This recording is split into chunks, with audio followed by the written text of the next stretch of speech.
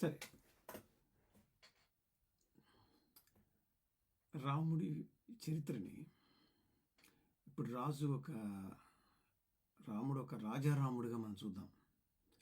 ఇప్పుడేమో అల్లాటప్ప సాధారణ మనిషి కాదు, చాలా పరిణితి చెందిన పరాక్రమంతో రాముడు కోణం నుంచి మనం పరిశీలన చేద్దాం. అసలు రాముడు ఈ అడవిలోకి ఎందుకు రావాల్సి వచ్చింది? వాళ్ళమ్మ వాళ్ళ నాన్న 14 ఏళ్ళ అరణ్యవాసం వెళ్ళమన్నారు కదా, అందువల్ల అరణ్యంలోకి రావాల్సి వచ్చిందని మనకు తెలుసు. సపోజ్ అనుకున్నట్టుగానే ఈయన యొక్క పట్టాభిషేకం అయి ఉంటే రాముడు ఏం చేసి ఉండేవాడు? ఇంట్లో టీవీ పెట్టుకొని నెట్ఫ్లిక్స్ ఏం చూసేవాడు కాదు కదా. ఫస్ట్ పని రాముడు ఏం చేసేవాడంటే రాజసూయ యాగం అనేవాడు మొదలుపెట్టేవాడు. ఈ రాజసూయ యాగం యొక్క మొదటి ఉద్దేశం ఏంటంటే మన రాజ్యం యొక్క విస్తీర్ణం ఎంతవరకు ఉంది, ఈ రాజ్యంలో ఎంతమంది రాజులు మనకు అనుకూలంగా ఉన్నారు, మనకంటే పరాక్రమమైన ఎవరైనా ఉన్నారా, మనం చెప్తే మాట ఎదురు చెప్పేవాళ్ళు ఎవడన్నా ఉన్నాడా అని తెలుసుకోవాలి రాముడు. అందువల్ల ఈ రాజసూయ యాగం అని చెప్పి ఒక నాటకం మొదలు పెడతారన్నమాట. అది మహాభారతంలో చూసుకున్నా కానీ, మనం మహాభారతం మాట్లాడుకోకూడదు అక్కడ, కానీ ఇదే పరిస్థితి అనమాట. కొత్తగా వాళ్ళు ఇంద్రప్రస్థం కట్టంగానే రాజసూయ యాగం మొదలుపెట్టారు. రాజసూయ యాగం అంటే బేసిక్గా ఏ రాజైనా కానీ మనకంటే ఎక్కువ ఉండటానికి వీల్లేదు. అడవికి రాకపోయినా కానీ రాముడు మళ్ళీ అడవికి వచ్చేవాడు. వచ్చి ఉత్తరాదిలో ఉన్న రాజులందరూ తెలుసు, ఈ కాశ్మీరం కానీ లేదంటే వాళ్ళ మామగారి ఇంటి పక్కన ఉన్న రాజ్యాలు కానీ వీళ్ళందరికీ కొట్టిన పిండి. వీళ్ళకి తెలియనిది ఏమిటంటే ఈ దండకారణ్యం అన్నమాట. ఈ దండకారణ్యంలో దశరథుడు ఒక్కసారి వెళ్ళాడు లోపలికి. ఈ ముసలాయన పాపం దేవతలు రమ్మంటే కనుక యుద్ధం చేయడం కోసం ఒకసారి దండకారణ్యంలోకి వెళ్ళాడు మిగతా రాజులతో కలిసి. ఆ రాక్షసులతో యుద్ధం చేశాడనమాట. చేస్తున్నప్పుడు వాళ్ళు ఈయన చాలా గాయపరిచారు, ఈ దశరథుడిని. అప్పుడు ఆ రథంలోంచి కైక దశరథుడిని యుద్ధరంగం నుంచి తప్పించి దూరంగా తీసుకెళ్ళింది ఒకసారి.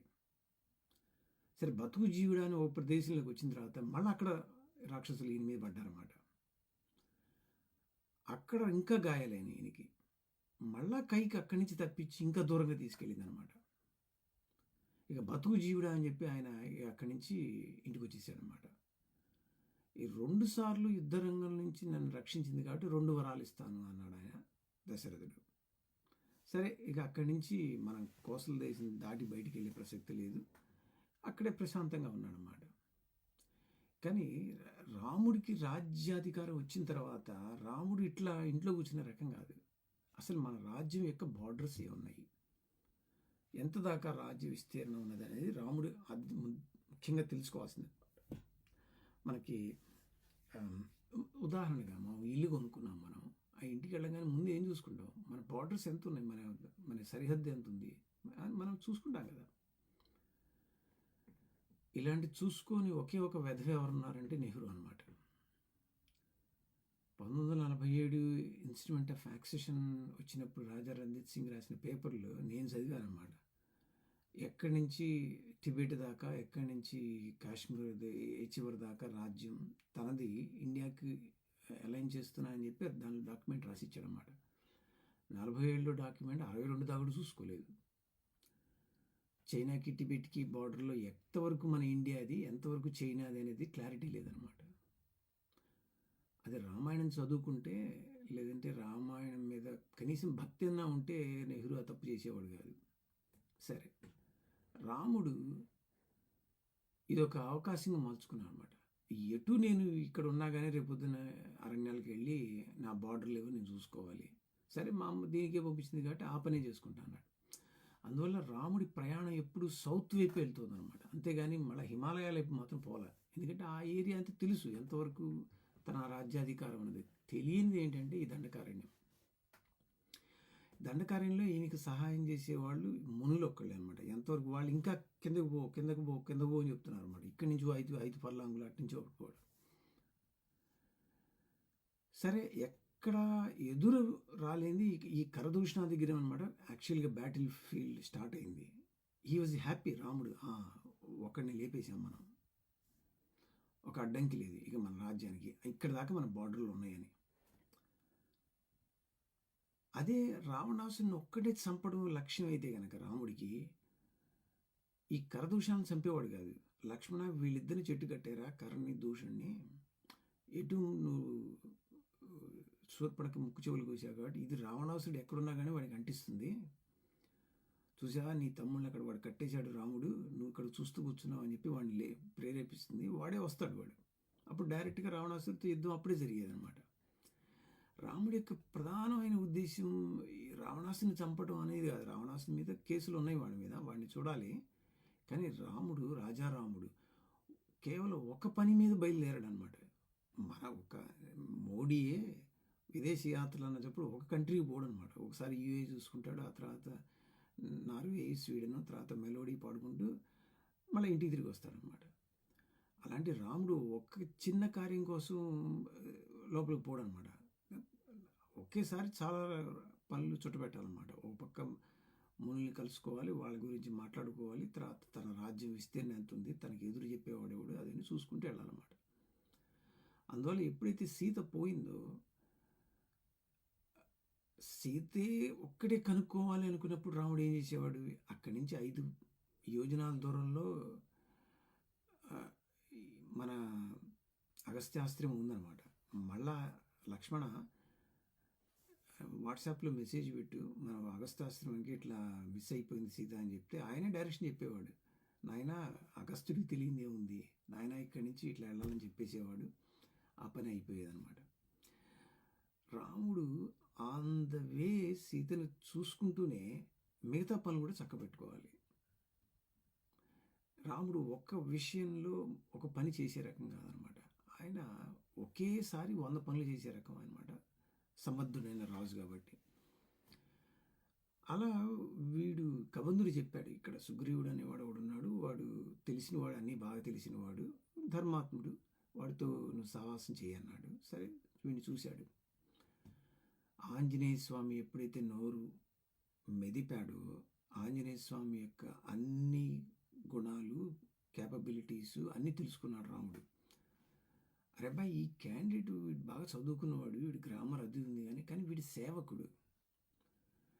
ఆంజనేయ స్వామి రాజు కాదు, సేవా వృత్తి చేసేవాడు కాబట్టి అరే వీడిని మంత్రిగా పెట్టుకుంటే బాగా పనిచేస్తుంది. మంత్రిగా కంటే ఒక దూతగా పెట్టుకుంటే కనుక పనికి వస్తాడు వీడు. అదే సుగ్రీవుని చూసినప్పుడు వాళ్ళు రాజు యొక్క లక్షణాలు కనిపించినాయి రాముడికి. అయితే ఏంటంటే అన్ట్రైన్డ్ పర్సన్ అన్నమాట. రాజు లక్షణాలు ఎలా కనిపించినాయి రాముడికి, ఇదిగో ఇట్లా కనిపించినాయి అనమాట. ఏ విషయమైనా సుగ్రీవుడు మొత్తం విషయాన్ని బయట పెట్టాల, చిన్నగా కావలసినంత వరకే రాముడికి ఇచ్చేవాడు అనమాట. అది రాముడికి నచ్చింది, ఎందుకంటే ఈయన అదే బ్యాచ్ కాబట్టి. రాముడు ఎక్కడ విషయాలు ఏం బయట పెట్టాడు. వీడు ఆ స్థాయి కాకపోయినా కానీ ఆ లక్షణాలు ఉన్నాయన్నమాట వీడి దగ్గర.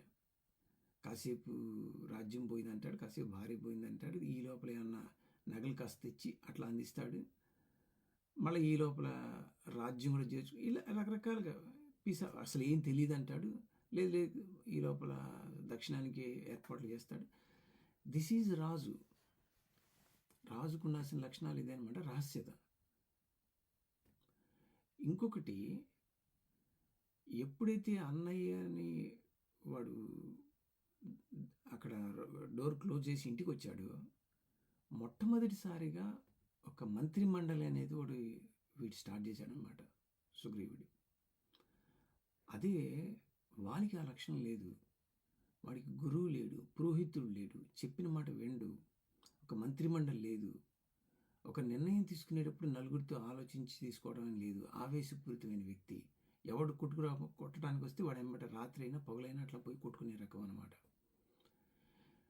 రాజ్యానికి రాజుని పేరే కానీ ఒక రాజుగా తను చేయాల్సినటువంటి ఒక రాజరిక లక్షణం వారి ప్రదర్శించాల. అది రాముడికి నచ్చల.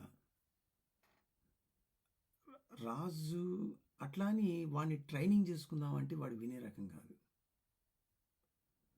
సరే సయోధ్యత అయితే కుదిరించవచ్చు, నయాన భయాన పెట్టి వాడి భార్యను వాడికి ఇచ్చే అని చెప్పచ్చు.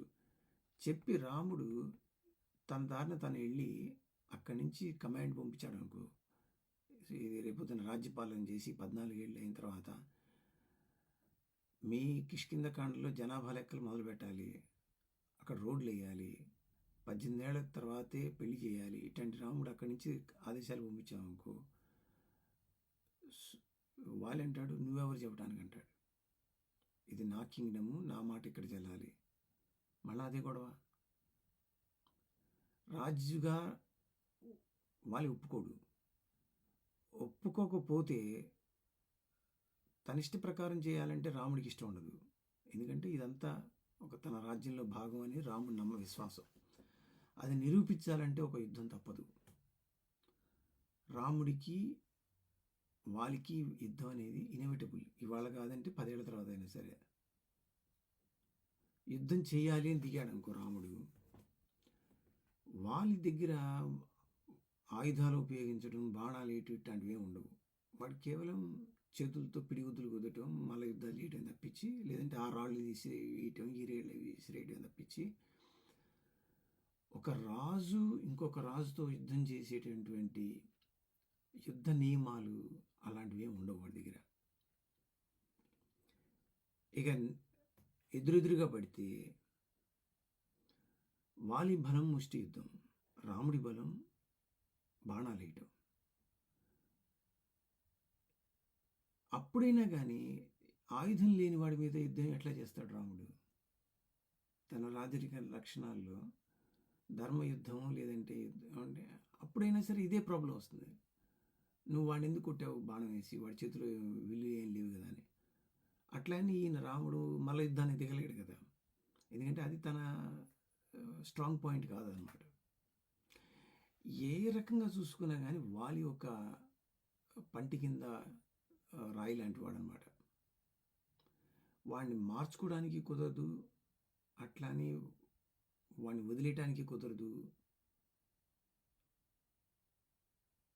అలా వదిలేస్తే తన డే టు డే యాక్టివిటీ సరిగా నడవదనమాట రాజు అయినప్పుడు.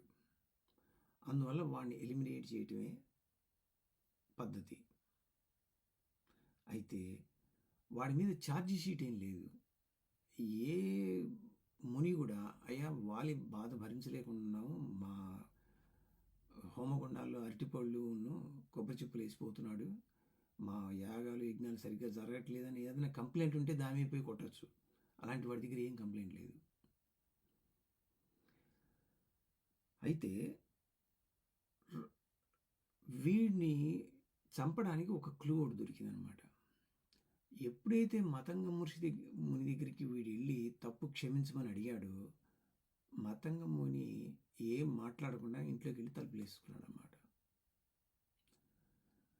దానివల్ల ఏమో అర్థమవుతుందంటే వీడికి దైవ బలం లేదు. బాగుపడాల్సిన టైం ఏదైనా ఉంటే కనుక, లేదంటే మునులకి వీడి మీద కోపం ఎందుకు, ఏదో తప్పు జరిగిందని చెప్పి పోరే క్షమించేశాను అనేవాడు. కానీ వీడి మరణాన్ని తప్పించడానికి, వీడి విధిని తప్పించడానికి వాళ్ళు కూడా రెడీగా లేరన్నమాట. అది రాముడికి ఒక ప్లస్ పాయింట్ అయింది. మునులు పండితులే వీడిని క్షమించలేదు అంటే వీడిని తీసేసినా కానీ పెద్ద ప్రాబ్లం ఉండదు. వీడిని ఎవరు రేపొద్దున ఈ ఋషులు ఎవరు ఈయన క్వశ్చన్ చేయరన్నమాట. అట్లానే సుగ్రీవుడేం పెద్ద ఐడియల్ క్యాండిడేట్ ఏం కాదు. అయితే వాడిని ట్రైన్ చేసుకోవచ్చు, చెప్తే వింటాడు వాడు. వాడి దగ్గర ఏంటంటే ప్రాపర్గా ట్రైనింగ్ లేకపోవడంతో, అందువల్ల ఈ సుగ్రీవుడిని దగ్గర పెట్టుకొని ఫ్యూచర్ ప్రణాళికకి వీడిని తయారు చేసుకున్నాడు అనమాట. సైన్యాన్ని ఎలా నడపాలి, ఎక్కడికి పంపించాలి. వీడికి ఏంటంటే ఈ తోక జాడింపు ఒకటి ఉంది కదా, ఇది సుఖలాలసతో తిరగడం అనమాట. అందువల్ల ఎప్పుడు వాడిని దండించాలి, ఎప్పుడు వాడిని భయపెట్టి చేతులు పెట్టుకోవాలి, చెప్పు చేతుల్లో పెట్టుకోవాలి,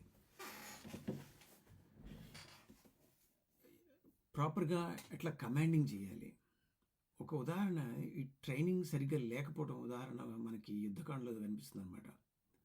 యుద్ధ రంగంలో అందరూ సమావేశమై ఉన్నప్పుడు సుగ్రీవుడు చీఫ్ కమాండర్ ఎవరితో చెప్పకుండా, రాముడికి తెలియనీయకుండా రావణాసుడి మందిరంలో జొరబడతాడు.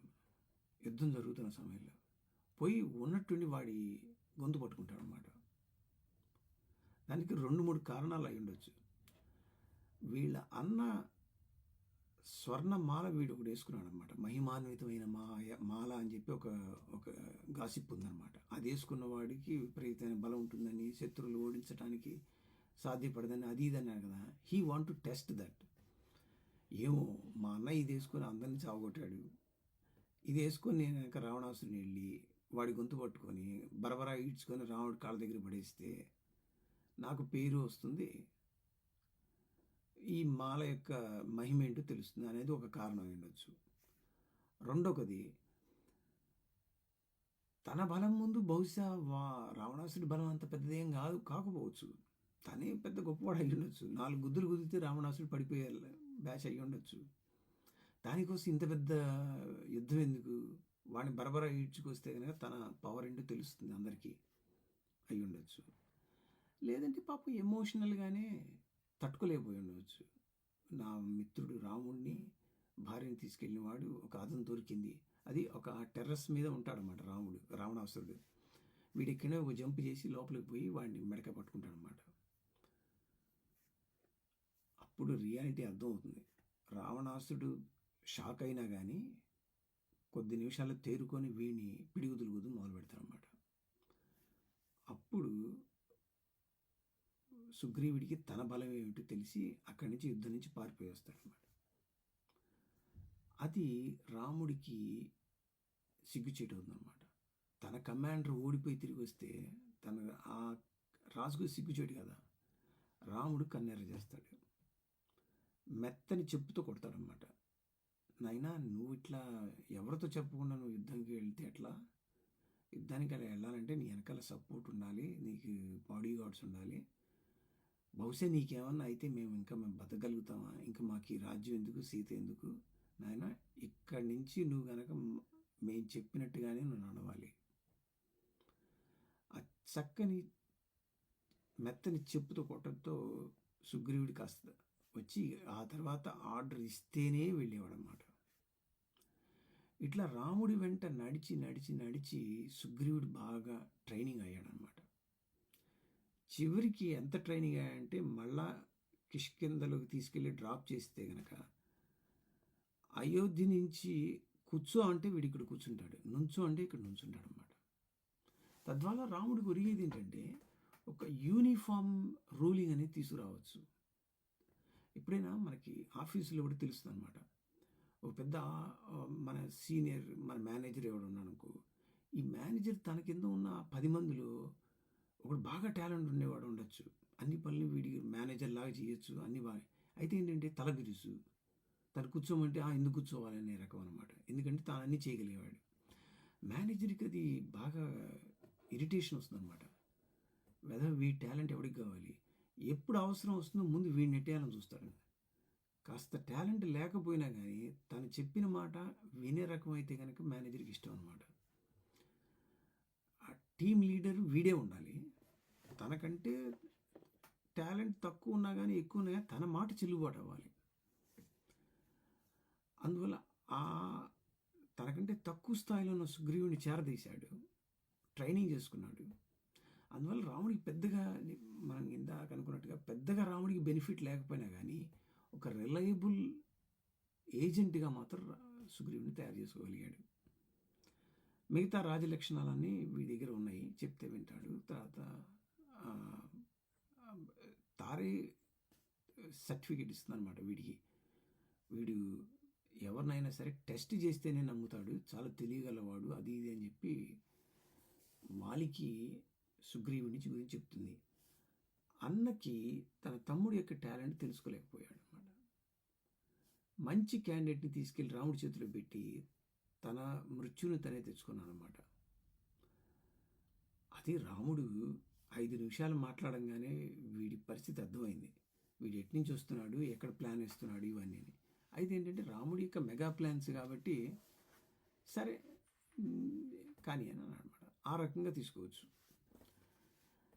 ఈ రాజుకి ఎదురు చెప్పడం అంటే ఇష్టం ఉండదు అన్నాం కదా, అది తన తమ్ముడు ఎదురు చెప్పినా కానీ తనకి ఇష్టం ఉండదు. ఇది ఎక్కడ తెలుస్తుందంటే అయోధ్య నుంచి బయటకు వచ్చింది చిత్రకూట పర్వతం. అయోధ్య నుంచి బయటకు వచ్చి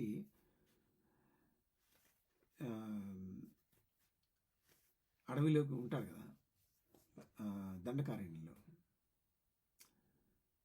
నెల రోజులు అవుతున్నప్పుడు ఈ భరతుడు చతురంగ సేనతో అన్నం చుట్టానికి వస్తుంటాడు అన్నమాట. అల్లంత దూరంలో లక్ష్మణుడు చూస్తాడు, అన్నయ్య భరతుడు చతురంగ బలంతో వస్తున్నాడు, మన మీద యుద్ధానికి వస్తున్నాడు, నువ్వు త్వరగా నువ్వు కవచం వేసుకో, వదిన్ని దూరంగా పెట్టు, బాణాలు తీసుకో, మనం రెడీగా అవుతాం అన్నాడు. అది రాముడికి ఇష్టం కాల. నువ్వు ఎంత తమ్ముడైనా కానీ నేను రాజుని, నువ్వెవరు కమాండ్ చేయటానికి నన్ను అని చెప్పి మళ్ళా మెత్తని చెప్పు తీసుకొని ఒక కొట్టాడనమాట. లక్ష్మణ, నువ్వు అంత ఆదుర్తపడద్దు, అంతగా వాడే వస్తే సరే ఆ రాజ్యం నీకు ఇప్పిస్తాలే అన్నాడు. ఎక్కడైనా సరే రాముడికి గనక సలహా ఇచ్చి రాముని డామినేట్ చేస్తున్నాడు అంటే అది రాముడికి ఇష్టం ఉండదు అనమాట. పోత పోసిన రాజారాముడు రాముడు. అది తమ్ముడైనా సరే, భార్య అయినా సరే, ఎవరు చెప్పినా కానీ అంతెందుకు తన తండ్రే చెప్తాడన్నమాట, రామ నన్ను ఆ జైల్లో బంధించేసి నువ్వు వెంటనే రాజసింహాసనం తీసుకో, అది కరెక్ట్ అయిన పద్ధతి అది అంటాడు. ఈయనేం పట్టించుకోడు. ఒక్కసారి నిర్ణయం నువ్వు అయిన తర్వాత అది ఎట్లా అమలు చేయాలనేది నేను చూసుకుంటాను. అది రాముడు ఇష్టపడలా, ఎందుకంటే ఆయన సహజమైన రాజు అనమాట. నాన్నగారే కదా చెప్పింది, అవే ఆ పప్పులే ఉండకవు, తనకు ఒక రూల్స్, తనకు ఒక ప్రొసీజర్ ఉంది, దానికి అలైన్గా వెళ్ళాల్సింది అనమాట. మనం అనుకున్న రాముడు అబద్ధం ఆడడు, రాముడు సత్యసంధుడు అంటాం కదా. రాముడు రాజు అని గుర్తుపెట్టుకోవాలి. అవసరానికి అది కాస్త అబద్ధం కోటింగ్ ఉన్నా కానీ రాముడికి ఓకే అనమాట. ఇంకో ఉదాహరణ చెప్తాను అన్నమాట. ఈ రథం ఎక్కి అయోధ్య దాటి వెళ్ళిపోతున్నాడు అనమాట. వెనకాల నుంచి వాళ్ళ నాన్న పిలుస్తుంటాడు, రామ రథం ఆపు, రథం ఆపు. వాడు సూత రథం ఆపగానే వాడు డ్రైవర్ రథం ఆపుతాడనమాట. లోపల కూర్చుని రాముడు అంటాడు, రే రథం పోనీరా అంటాడు. సరే రథం వెళ్తూ ఉంటుందన్నమాట. మళ్ళా 2 నిమిషాలు అనగానే మళ్ళీ వాళ్ళ నాన్న రథం వెనకాల పరిస్థితికి వస్తూ సూత రథం ఆపు, రథం ఆపు అంటాడు. మళ్ళీ వాడు రాజు చెప్పాడు కాబట్టి రథం ఆపుతాడు. రథం లోపల కూర్చుని రాముడు అంటాడు, రథం పోని, రథం పోని, రథం ఆపొద్దు అంటాడు. కొంతసేపు అయిన తర్వాత ఈ సూతుడికి ఇబ్బంది అవుతుంది. అది తండ్రి మాట ఫాలో అవ్వాలా, కొడుకు మాట ఫాలో అవ్వాలిగా. అప్పుడు రాముడు అంటాడు, ఇక బండి ఆపొద్దు, నువ్వు నీ భయం ఏంటంటే నువ్వు మళ్ళీ ఇంటికి వెళ్ళిన తర్వాత నిన్ను రాజు నిలదీస్తాడు కదా, ఎరా నువ్వు నా మాట ధిక్కరించి నువ్వు ఎందుకు రథం తీసుకెళ్ళావని నువ్వు అడుగుతా, నీ భయమే కదా. నాకు గిట్టల సౌండ్లోను జనాల హోర్లో నాకు వినిపించలేదని చేసి అబద్ధం చెప్పేసి ఏం పర్వాలేదు, రథం ఆకుండా తీసుకెళ్ళిపో, నేను చెప్తున్నా పోనీ అంటాడు. అక్కడ రాముడు సత్యాసత్యాలు పెద్దగా విచారణ ఇవ్వకుండా విషయానికి ప్రధానం ఇస్తాడనమాట. ఇది రాజు యొక్క లక్షణం. రాజు తను అబద్ధమా నిజమా లేదంటే ఎంతవరకు ఆ సందర్భంలో ఉచితము వీటికంటే కూడా మన లక్ష్యం ఏంటి, మన ప్రధానం ఏమిటి, దానివల్ల కొంతమంది పెట్టుకోవడం, క్యాబినెట్లు కొంతమంది పెట్టడం, కొంతమంది తీసేయడం, రేపొద్దున 500 మందిని ఉద్యోగాల నుంచి పీకేయాలనుకున్నా కానీ ఆ రోజు రాత్రి చక్కటి పార్టీ ఇస్తారట ఈ మేనేజర్స్ అవి ఇవి. తీరా తెల్లవారి ఆఫీస్కి వెళ్ళిన తర్వాత అదనమాట వీళ్ళు లాగిన్ పనిచేయదనమాట. సో ఈ ఈ రకమైన సీక్రసీ ఇదంతా కూడా రాజులకి అవసరమైంది. అది సుగ్రీవుడు బాగా చేశాడనమాట. అందువల్ల ఈ వాళ్ళు అడుగుతుంటాడు, నీకు సీతని కావాలంటే కనుక నన్ను అడిగితే 5 నిమిషాలు నేను పట్టుకొచ్చేవాడిని, అసలు యుద్ధం కూడా చేసేవాడిని కాదు, వాడిని బరబరా ఇడ్చుకొచ్చేసేవాడిని రావణాసుని అంటాడు. రాముడి లెక్క ఏంటంటే అది నేను చూసుకోగలను, దానికోసం నిన్ను అడగాల్సిన అవసరం ఏం లేదు. అదిగాక నీతో నెగోషియేట్ చేయాలంటే నీకు రాజ్యాంగం లేదు, మంత్రులు లేరు, నువ్వు ఎవరి మాట వినవు, నీకు ట్యాక్స్ సిస్టమ్ ఏమీ లేదు. నేను నీతో సమమైన ఉజ్జీగా వచ్చి నేను నీతో ఒక ఫ్రెండ్గా కానీ లేదంటే ఒక రాజుగా కానీ నీతో ఎలా చేస్తాను నేను. అదనమాట. వాలి తను అర్థం చేసుకోలేకపోయాడు ఆ క్వశ్చన్ తర్వాత ఈ తలతిక్క సమాధానాలు అవి విన్న తర్వాత వాలికి అర్థమైంది, ఇది గట్టిపిండం మన చేతిలో ఒదిగే రకం కాదు ఇది అనుకొని అనవసరంగా టైం వేస్ట్ చేసుకొని వాలి సర్దుకున్నాడు అన్నమాట. ఆ రకంగా చూసుకున్నప్పుడు రాముడు వాళ్ళని చంపడం అనేది ఇన్ఎవిటబుల్ అనమాట. ఎందుకంటే వాడు రాజుగా పనికిరాడు. తన రాజ్యంలో ఇలాంటి ఎదురు తిరిగేవాడు ఉంటే కనుక రాముడికి కుదరదు. కాబట్టి రాముడిని తీసేయడం అనేది ఇన్ఎవిటబుల్. కారణం ఏదైనా చెప్పచ్చు, వాడికి పెద్ద కారణం చెప్పాల్సింది ఇంకాసేపులో చనిపోయేవాడు. ప్లస్ తన కారణం మిగతా వాళ్ళకి తెలియని కూడా తెలియకూడదు, తాను ఇందువల్ల చంపుతున్నాడని. ఇందువల్ల చంపుతున్నానని తెలిస్తే కనుక మిగతా వాళ్ళు సర్దుకుంటే జాగ్రత్త పడతారనమాట. తన విషయం బయటికి చెప్పనే లేదు రాముడు, తన పని తను చేసుకెళ్ళిపోయాడు అనమాట. ఉత్తమమైన రాజు, ఉత్తమమైన మేనేజరు తన పనులు తను చేసుకుంటూ వెళ్తూ విషయాన్ని బయటికి చెప్పకుండా ఉండటం అనేది అవశ్యం. అందువల్ల రాముడు వాళ్ళని చంపడం అనేది బద్ధమే అనుకోవచ్చు మనం.